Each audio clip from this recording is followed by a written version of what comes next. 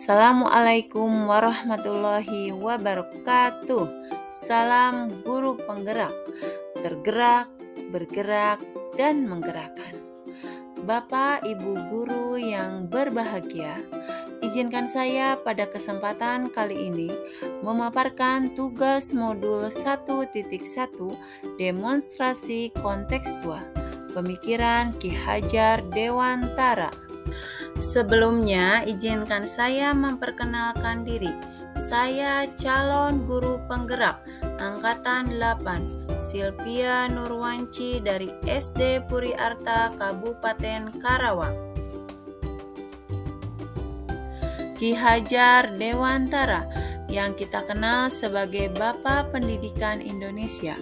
Beliau adalah seorang aktivis pergerakan kemerdekaan, politisi dan pelopor pendidikan bagi pribumi sejak zaman kolonial.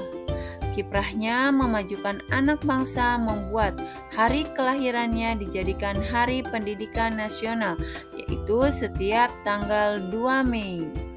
Azas pemikiran Ki Hajar Dewantara, yaitu pendidikan yang berpusat pada murid. Pendidikan tidak terlepas dari pengajaran. Pengajaran adalah proses pendidikan dalam memberi ilmu atau berfaedah untuk kecakapan hidup anak secara lahir dan batin. Sedangkan pendidikan sendiri yaitu memberi tuntunan terhadap segala kekuatan kodrat yang dimiliki anak agar ia mampu mencapai keselamatan dan kebahagiaan yang setinggi-tingginya, baik sebagai seorang manusia maupun sebagai anggota masyarakat. Berikut adalah beberapa pemikiran Ki Hajar Dewantara. Yang pertama yaitu memerdekakan manusia. Maksud dari memerdekakan manusia di sini adalah pengajaran dan pendidikan yang berguna untuk penghidupan bersama. Ialah memerdekakan manusia sebagai bagian dari persatuan rakyat. Manusia merdeka adalah manusia yang hidupnya lahir atau batin tidak tergantung pada orang lain, akan tetapi bersandar atas kekuatan sendiri. Yang kedua yaitu menuntun. Dalam menuntun laku dan pertumbuhan kodrat anak, Ki Hajar Dewantara mengibaratkan peran pendidik sebagai seorang petani, di mana anak-anak itu sebagai biji yang akan disemai, ditanam oleh petani. Tentunya di lahan yang telah disediakan.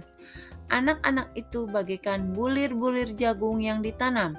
Bila biji jagung ditempatkan di tanah yang subur, mendapatkan sinar matahari, pengairan yang baik, maka akan tumbuh dengan baik, meskipun bibitnya kurang baik. Tapi sebaliknya, bila tumbuhan tidak dirawat dengan baik, meskipun biji jagungnya itu bagus, berkualitas baik, tidak akan tumbuh dengan optimal. Begitupun dalam menuntun anak didik kita. Dalam proses menuntun, anak diberi kebebasan, namun pendidik sebagai pamong dalam memberi tuntunan dan arahan agar anak tidak kehilangan arah dan membahayakan dirinya.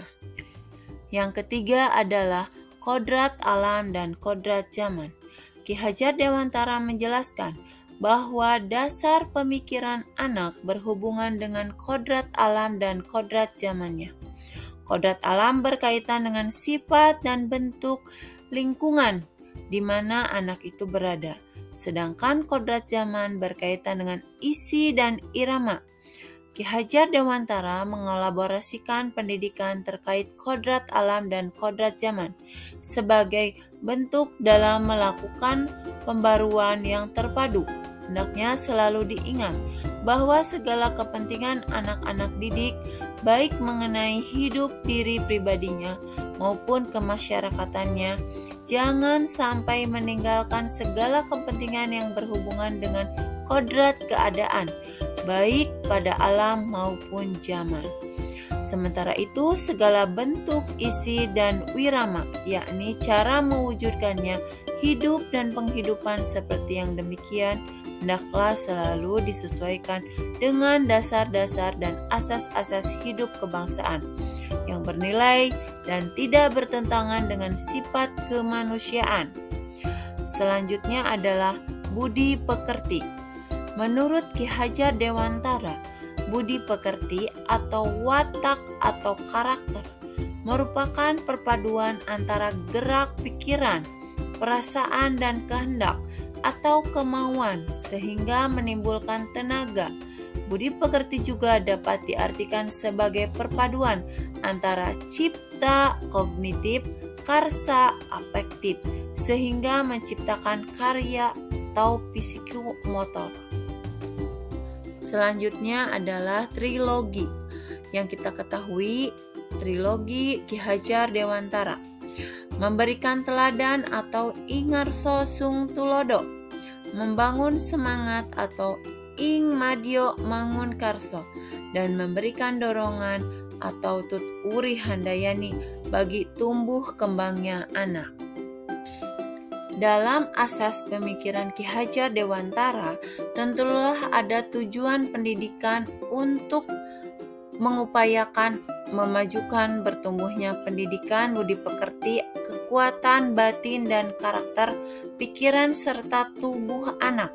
Ki Hajar Dewantara menjabarkan bahwa tujuan pendidikan terbagi menjadi 3, yaitu membentuk budi didik yang halus pada peserta didik, meningkatkan kecerdasan otak peserta didik, mendapatkan kesehatan badan pada peserta didik.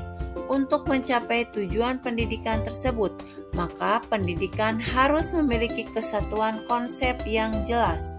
Berikut adalah penerapan pemikiran Ki Hajar Dewantara dalam pembelajaran di SD Puri Arta.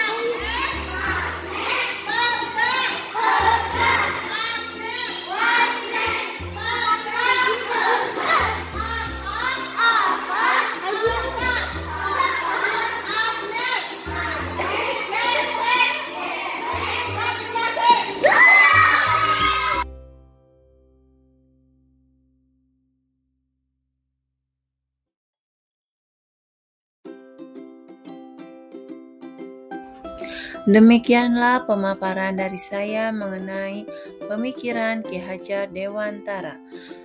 Mohon maaf apabila ada kekurangan. Terima kasih. Wassalamualaikum warahmatullahi wabarakatuh.